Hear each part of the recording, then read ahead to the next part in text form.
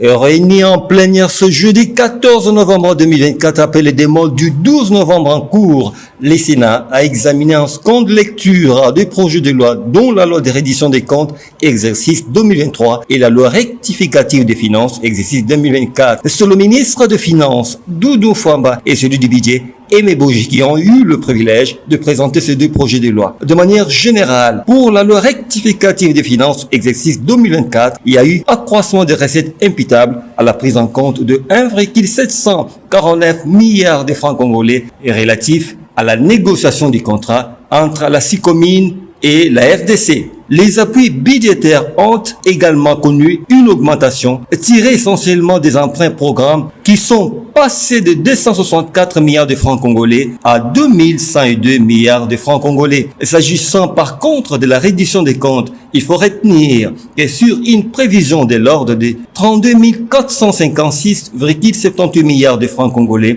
le recette du budget du pouvoir central réalisé au terme de l'exercice 2023 sont chiffrés à 29 607,9 milliards de francs congolais, soit un taux de réalisation de 91,22%, constitué des dépenses du budget général, des budgets annexes et des comptes spéciaux. Après les présentations de ces deux projets de loi, il s'en est suivi un débat général sans complaisance au cours duquel les préoccupations liées à l'exécution du programme de développement local des 145 territoires ont été soulevées par les intervenants. Il faut également ajouter à cela les critères de sélection pour le financement des différents projets, les déséquilibres constatés dans le financement des 10 projets, ainsi que les dépenses effectuées. En voici quelques préoccupations exprimées par les élus. Vous savez, dans les deux lois qu'on observe, il y a un aspect qu'on oublie souvent au Congo et qu'on néglige souvent,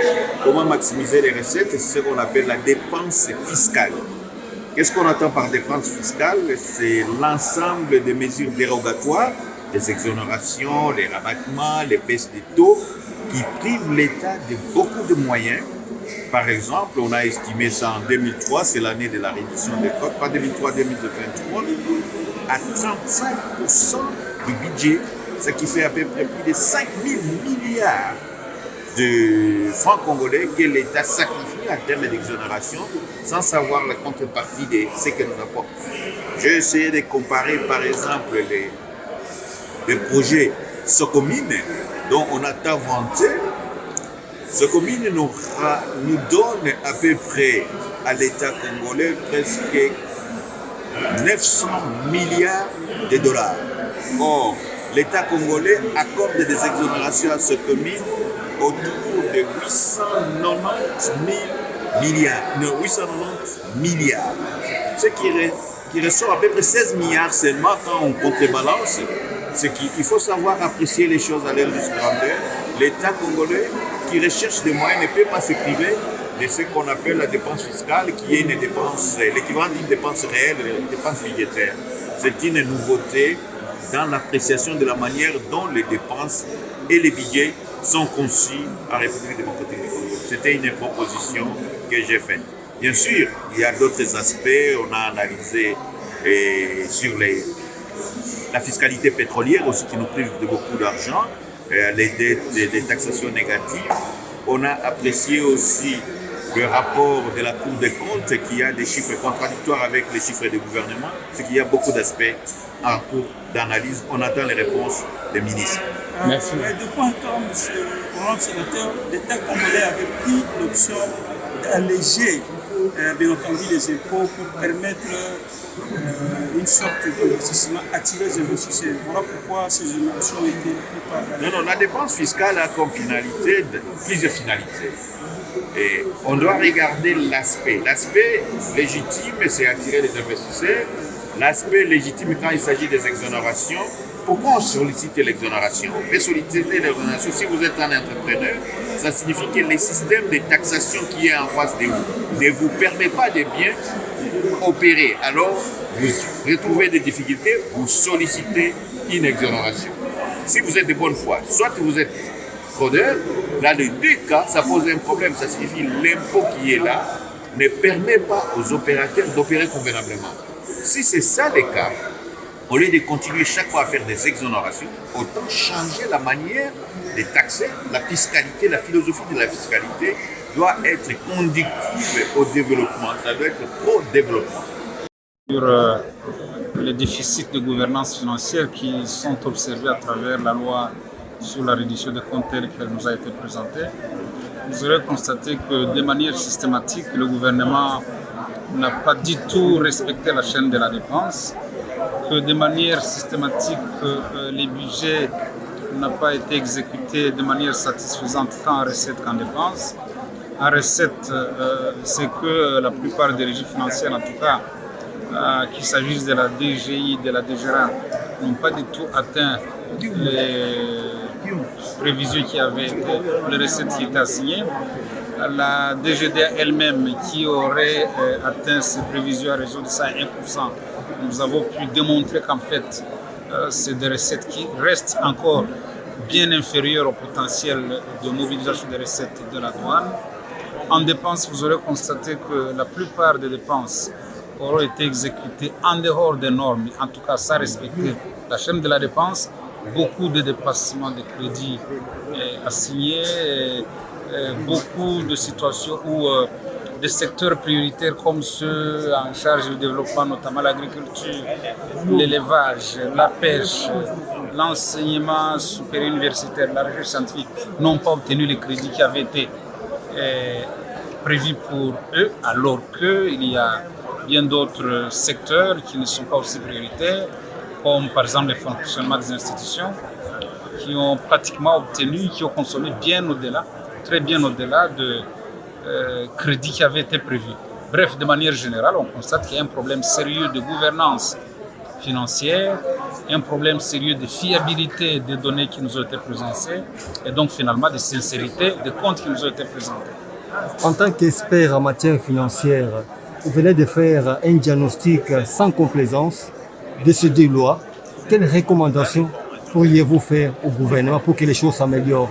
Oui, il y a des leçons à tirer, d'abord sur le plan des règles de budgétisation et de gestion de ressources de l'État. Ça, c'est une première chose. Je pense que lorsque vous lisez le rapport de la Cour des comptes, il y a beaucoup de recommandations qui vont dans le sens justement d'améliorer d'abord la budgétisation des ressources et des dépenses, mais surtout la gestion des ressources et des dépenses de l'État. La deuxième chose, c'est que, comme nous l'avons dit, nous insistons beaucoup sur l'amélioration des procédures de comptabilité publique. Il faut, notamment en matière de comptes spéciaux, s'assurer que les recettes de comptes spéciaux, les ressources de comptes spéciaux sont effectivement retracées correctement et que les soldes de gestion sont reportés pour les exercices qui suivent parce que cela est conforme aux dispositions de l'article 61 de la LOFIP. Parce qu'on a constaté que les comptes spéciaux ont dégagé d'importants soldes de gestion, mais la question qui se pose, c'est celle de savoir le sort qui est réservé à ces soldes positifs de gestion. Et donc, il y a toute une série de recommandations. Il faut lire le rapport de la Cour des comptes pour les intérioriser. Ce sur quoi nous devons insister de manière générale, c'est pour le gouvernement d'améliorer les mécanismes de budgétisation et surtout les mécanismes de gestion du budget de l'État, de manière donc générale, d'améliorer la gouvernance des ressources publiques. Je crois que tout à l'heure, on est en train d'examiner le projet de loi portant sur la reddition du budget 2023 qui a constitué cet exercice 2023-2024. Et donc là, j'ai déjà relevé le fait que déjà, sur le plan de la légistique, ça veut dire l'art de rédiger les textes et les lois, le travail qui a été fait devrait être parfait parce que cette loi a 21 articles et qu'il n'a pas été finalement fait allusion aux dispositions abrogatoires. Cela suppose quoi sur le plan du droit? Que ces dispositions sont celles qui abrogent toutes les autres contraires à la loi actuelle. Vous avez par exemple la question liée au montant. Nous sommes partis sur base d'un budget qui avait 32 milliards de francs congolais, quelque chose, et nous en sommes à 31 milliards. Ça veut dire que les deux changent. Entre la première loi et celle d'aujourd'hui, c'est celle qui doit être aujourd'hui, qui est considérée comme la loi en vigueur. Et si on ne modifie pas à travers les dispositions abrogatoires, on n'abroge pas les autres dispositions qui soient contraires à celles d'aujourd'hui, eh bien nous risquons d'être en face des lois. Deuxièmement, ça c'est la loi de réduction des comptes, la loi sur la réduction des comptes. La loi rectificative, celle qui concerne 2024, il est fait allusion au fait que la Constitution de la République n'a pas été mentionnée. Il n'y a aucune disposition constitutionnelle sur laquelle on a fait allusion. Et donc, pour qu'une loi soit recevable, elle doit, notamment la loi des finances, elle doit effectivement se fonder sur les dispositions constitutionnelles. J'ai lu cette loi précisément à travers son exposé des motifs. Il n'est pas fait allusion à une disposition constitutionnelle. En conséquence, nous avons demandé que cette question soit corrigée dans la Chambre haute. Ce n'est peut-être pas pour rien qu'on est la Chambre haute. J'ai indiqué aussi que d'autres provinces, à l'occurrence la province de la Mungala et la province du Sankour, dont je suis moi-même originaire, les tableaux indicatifs des recettes en caractère national. Qu'est-ce que ces provinces produisent? Eh bien, ces provinces ne sont même pas reprises sur les tableaux, ce qui serait aberrant. Et pourquoi? Parce que le gouvernement central a refusé d'exécuter la décentralisation. L'opérationnalisation de la décentralisation, c'est un facteur qui finalement met en difficulté d'autres provinces issues des démembrements de pouvoir renvoyer les recettes ici. Pourquoi? Pour le cas de Sankourou, j'ai indiqué le fait que ces fonds vont directement dans la province de Kassai orientale. Pourquoi? Parce que c'est là où il y a des directions. Le Sankourou n'a que des divisions. Et donc si au Sankourou il y avait des directions, ces fonds seront indiqués à travers les directions provinciales. Et j'ai donné un conseil au ministre pour que ce ne soit pas une question de parfaire la décentralisation. C'est un message qu'il faut envoyer au gouvernement à travers les autorités compétentes. Et donc, ceci ne nous a pas interdit d'arriver sur la question des investissements. Nous avons indiqué que les investissements constituent une part importante pour le gouvernement central qui permet à ce que les autres provinces soient développées et qu'elles soient ramenées au même diapason que les autres, à même de pouvoir créer des richesses. Et bien, pour ce faire, il faut envoyer des projets d'investissement. Et les fonds qui sont prévus, en ce qui concerne par exemple la province de la Lualaba, 750 milliards, une province qui a presque tout. On n'en veut pas à la province de la Lualaba. Mais les autres provinces qui ont besoin aussi de cet appui pour se mettre au même niveau que les autres. Vous avez le Sankourou qui n'a que 5 milliards de francs congolais, le Kassai oriental qui a 25 milliards ce n'est pas beaucoup, mais entre le Sankourou et le Kassai oriental, le Sankourou est la province la plus vaste, 9 fois plus grande que la province du Kassai oriental. La question était celle de savoir, aux membres du gouvernement, sur quelle base vous vous fondez pour accorder les investissements. Moi-même, comme ancien gouverneur du Sankourou, je n'ai reçu sur les 5 milliards que 105 millions de francs congolais, environ 30 000 $ pour les 2 ans d'exercice. Et finalement, nous avons chuté sur la caisse de péréquation. La loi de 2016 sur la caisse de péréquation, c'est une loi qui a été dictée pour permettre aux provinces d'être équilibrées. C'est une redistribution des richesses et des opportunités. Alors, cette loi n'a jamais été exécutée. Pourquoi? J'ai indiqué le fait que, bien que cette loi n'a pas été appliquée, etc., les fonds ont été disponibles, mais on a décaissé les fonds liés à la publicité. Je me suis posé la question de savoir à quoi consiste la publicité pour mettre en application une loi sur la péréquation.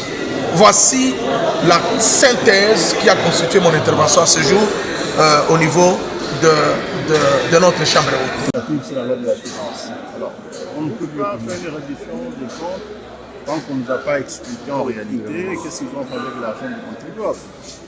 C'est ainsi que j'ai relevé quelques points.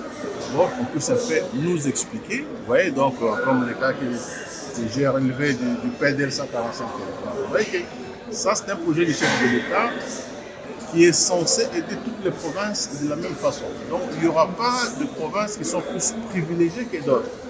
Donc, je ne peux pas comprendre que sur les 38% du budget de l'État, on a alloué pour le PDL 145, on utilise seulement 6%. Moi, je trouve que c'est vraiment du sabotage. C'est qu'ils n'ont pas voulu vraiment que ces programmes se réalisent. Vous allez un peu partout, vous voyez que les routes de cette agricole ne sont pas faites. Vous voyez que le centre de santé ne sont pas construits, les bâtiments publics ne sont pas construits, les écoles n'ont même pas terminé. Donc on comprend aujourd'hui, c'est parce que l'argent n'est pas allé. 6% sur les 38%, c'est vraiment un sabotage à mon avis. Alors maintenant, principalement dans votre province, le Kassai oriental, vous évaluez les travaux à quel pourcent? Quand vous voyez qu'on n'a donné que 6%, qu'est-ce qui peut être fait dans notre province? Je ne peux pas parler que de ma province. Moi, je suis un nationaliste. Le Congo est pour moi partout. Je parle de partout. On parlait là-bas de l'Issala où il n'y a rien, ils ne sont même pas mentionnés. Hein? On parle de Verguemena là-bas, il n'y a rien. Je ne peux pas être fier. Nous sommes même ici à Kinshasa. Regardez comment les routes sont cabosseuses. Non, c'est un problème. Il faut que le ministre des Finances nous explique qu'est-ce qu'ils ont fait cet argent-là.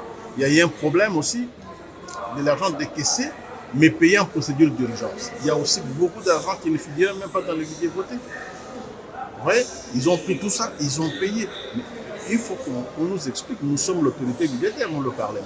On nous explique. On ne peut pas comme ça parce qu'ils sont là et puis on accepte la loi. Non. Qui nous donne des explications? Et si on a repéré les erreurs qui sont faites, donc la prochaine loi, il faut... Et signalons qu'à l'issue du débat général, les deux ministres concernés ont rencontré les préoccupations soulevées par les intervenants. Et enfin, ces deux projets de loi ont été soumis aux voix et déclarés recevables.